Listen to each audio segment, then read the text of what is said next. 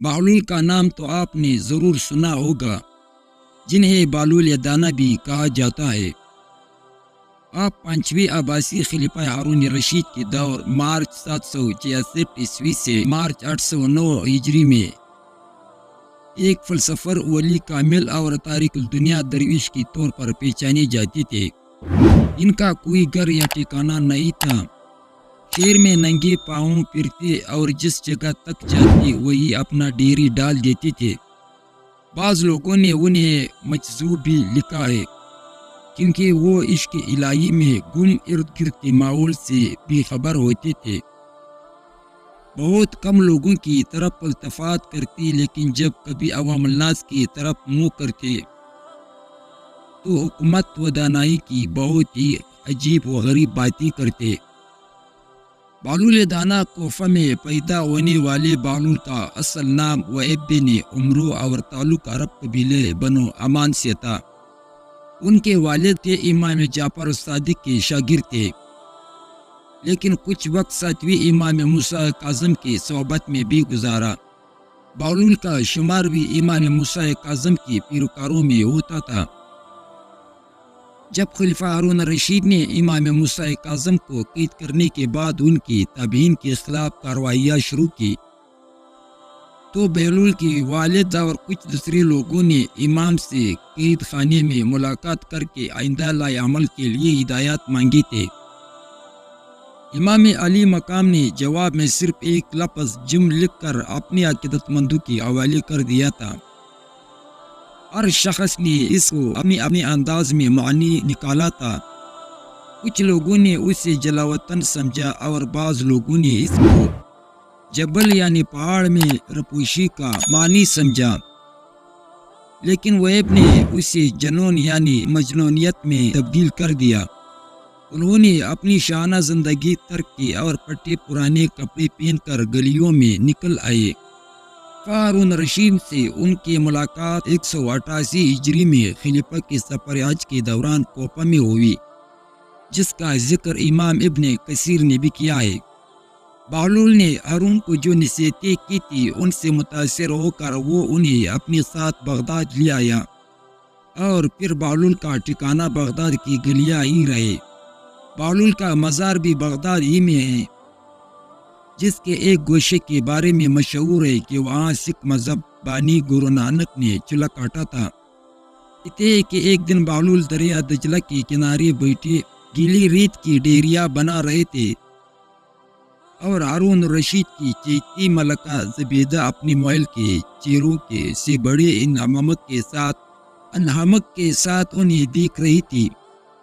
وہ مٹی کی ڈیری بناتے اور پھر خود ہی اسے مسمار کر دیتی تھے۔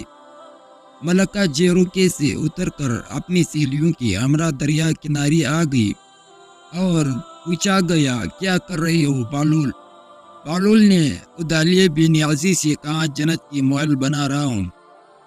ملکہ نے سوال کیا، اگر کوئی تم سے یہ محل خریدنا چاہیے تو فروخت کرو گے؟ بہلول نے کہا کہ ہاں کیوں نہیں، میں بناتا بھی ہوں اور فروخت بھی کرتا ہوں۔ ملکہ نے پوچھا، بتاؤ ایک محل کی قیمت کیا ہے؟ بہلول نے بے ساختہ کہا، 3 درہم۔ بعض لوگوں نے 1 درہم بھی لکھا ہے۔ ملکہ کے حکم پر بہلول کو 3 درہم اسی وقت ادا کر دیے گئے۔ یہ واقعہ ملکہ نے اپنے شوہر خلیفہ ہارون رشید کو بتایا، جسے خلیفہ ہارون رشید نے مذاق ٹال دیا۔ لیکن رات کو ہارون رشید نے خواب میں جنت کے مناظر دیکھے، جن میں ابشاروں اور مرغزاروں کے علاوہ خوبصورت محلات بھی شامل تھے۔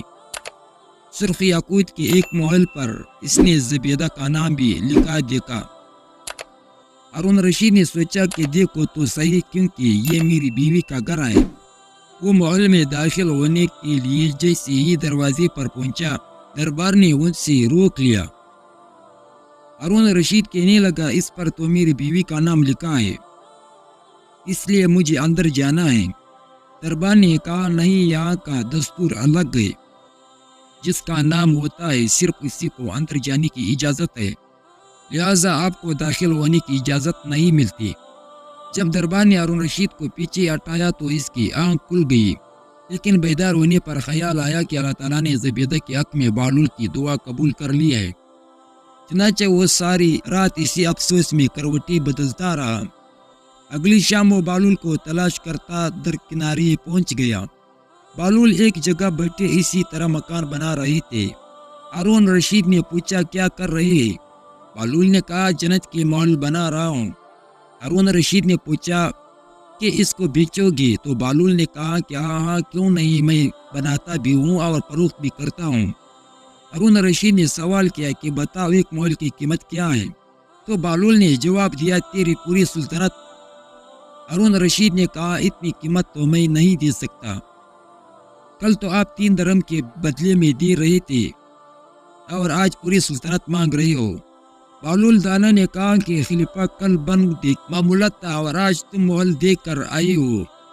یہ سن کر مایوسی سے گھٹنوں کے بل والوال دانا کے سامنے بیٹھ گیا اور کہنے لگا حضرت آپ مجھ سے میری ساری سلطنت لے لیں لیکن مجھے ایک محل دے دے۔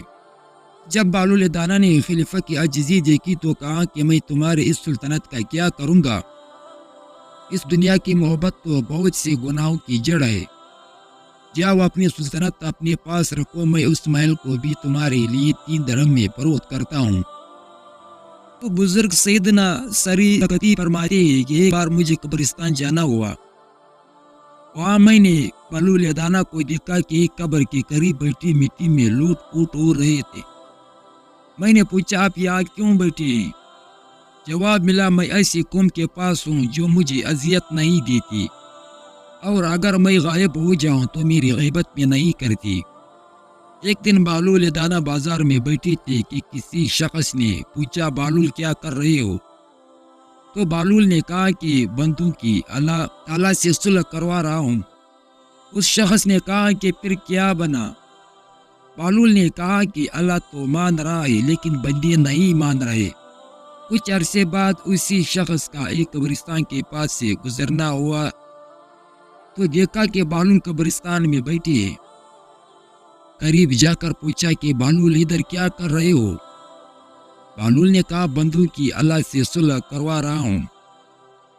اس شخص نے کہا کہ پھر کیا بنا؟ بہلول نے کہا کہ بندے تو مان رہے ہیں مگر آج اللہ نہیں مان رہا۔ بہلول سے ایسے درجنوں واقعات اور دانائی کی باتیں منسوب ہے۔ کچھ لوگ اسے آج کتابی باتیں کہتے ہیں اور بعض اسے روحانیت کی معراج مانتے ہیں، لیکن یہ طے ہے کہ جو بہلول دانا کیے گئے وہ پتھر پر لکیر ہے۔